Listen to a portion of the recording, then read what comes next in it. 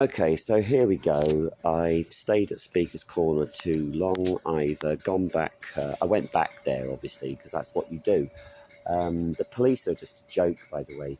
But the biggest joke today is that I'm appealing now to Turning Point USA to have a look at this.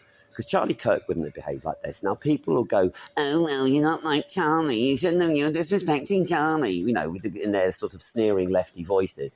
Because the reason, number one, why I call these people fascists is they actually behave like leftists. Now, Charlie Kirk was not a fascist, far from it. He was a Trumpite conservative, in which case he believes in Disraeli-style protectionism, and I respect his view. He also says that America is a Christian nation and justified it. He was able to justify it I don't agree with him, but the trouble is he's now no longer there to disagree with, thanks to the way the left behaved. So, what happened? I'll give you the facts. I actually saw Danny Tomo and said, would you give me an interview in return for me behaving myself? Well, I think that one sort of, that ship possibly sailed. I'll try and talk to him another time. But then, it was a horrible crap show of organisation that if you're supposedly there to be organising it, you turn up late with your little entourage of heavies, and now I'm reporting that to the police, yeah? I'm reporting it to the police. You don't go around pushing people. Not what happened today, what happened at the BBC. So anyway, this whole situation, was that I then called out and I said, we need a British Charlie Kirk. We don't have one. I'm still looking for one.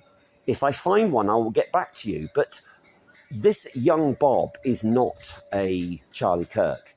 He is not equipped to go anywhere near the Oxford Union. I mean, he probably thinks it's a trade union. And, by the way, these videos are completely off the cuff. I don't have time to do a script. Nick Tenconi is not a conservative. He doesn't seem to want to engage in proper dialogue. And basically, there were people who I'm vaguely acquainted with who were fed up with the fact that he was literally recruiting from the lovely people who attended the vigil.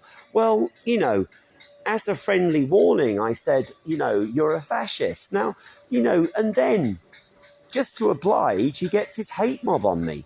Well, I tell you what, if that doesn't look like fascism, I don't know what does. Go back to 1920s and 30s Germany. Those scenes were what happened.